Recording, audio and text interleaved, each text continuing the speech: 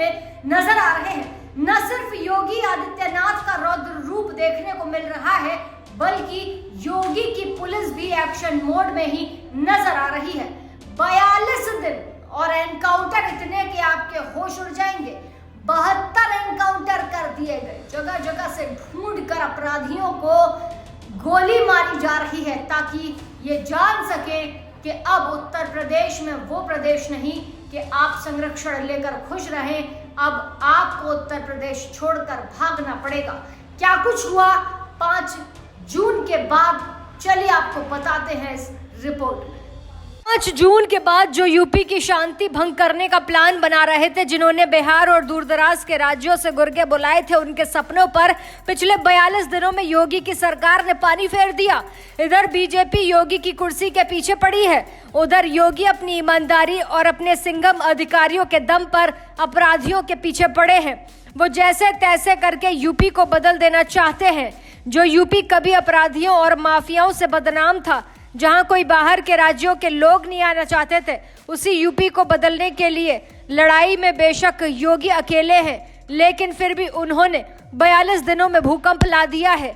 जब कम सीटें जीतने के बावजूद योगी के तेवर में कोई कमी नहीं आई, बल्कि उसी तेवर में योगी ने पुलिस वालों को कहा आचार संहिता अब खत्म हो गई है, अब एक्शन की तैयारी करते हैं। उसके बाद से लेकर अब तक इतने एनकाउंटर हो चुके हैं कि शायद अखिलेश यादव सरकार के मंत्री गिन भी ना पाए।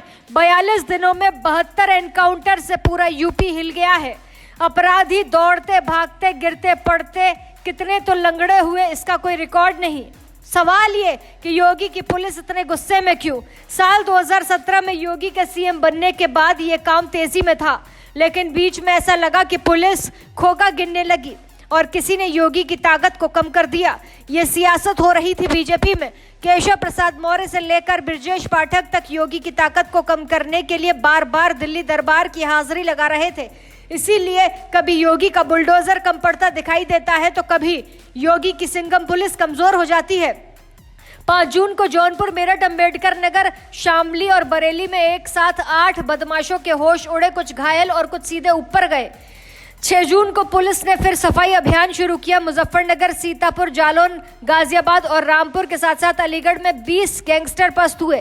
7 जून को मुजफ्फरनगर, कानपुर, जालौन में सफाई अभियान में तेजी आई, 6 गिरफ्तार हुए। 8 जून को कानपुर, मुजफ्फरनगर में ऑपरेशन लंगड़ा के तहत 3 गिरफ्तार किए गए। 8 जून को कानपुर, मुजफ्फरनगर में ऑपरेशन लंगड़ा के तहत 3 गिरफ्तार किए गए। 8 जून से यह अभियान थमा हुआ, लेकिन रामपुर से लेकर कौशाम्बी और नोएडा में अभियान जारी रहा। यहां तक कि लखनऊ की पुलिस की टीम ने 17 जून को 1 लाख के इनामी बदमाश को एनकाउंटर के बाद अरेस्ट किया। असली कहानी सामने आई बदायूं से, जहां 23 जून को एक लड़के के साथ गलत करने वाले वीरेश यादव को पुलिस ने जंगल में पकड़ा और 2 जुलाई को पुलिस ने वो किया जिसमें बिहार तक यूपी के सिंघम अधिकारी चौंक गए।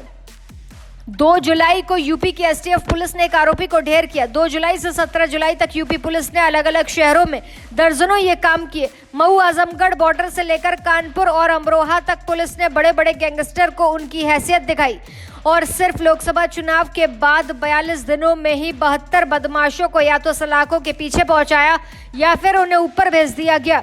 जो साफ संदेश है कि यूपी में पनाह लेने की भूल अब गलती से भी मत करना। ये वो वाला उत्तर प्रदेश नहीं है जहां सेफ हाउस बनाकर अपना साम्राज्य चलाओगे।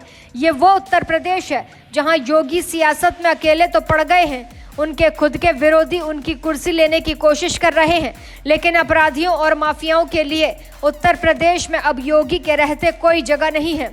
दावा यह भी है कि योगी इसीलिए कम पसंद है लोगों को क्योंकि योगी के आसपास बैठे लोग अपराधियों और कई माफियाओं से खुद को संरक्षण लेना पसंद करते हैं।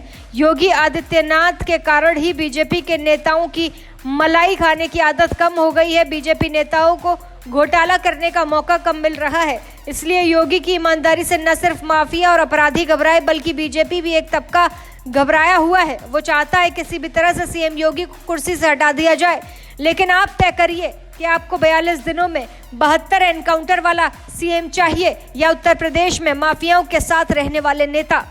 ऐसी ताज़ा तमाम बड़ी अपडेट्स के लिए आप देखते रहें अपना उत्तर प्रदेश।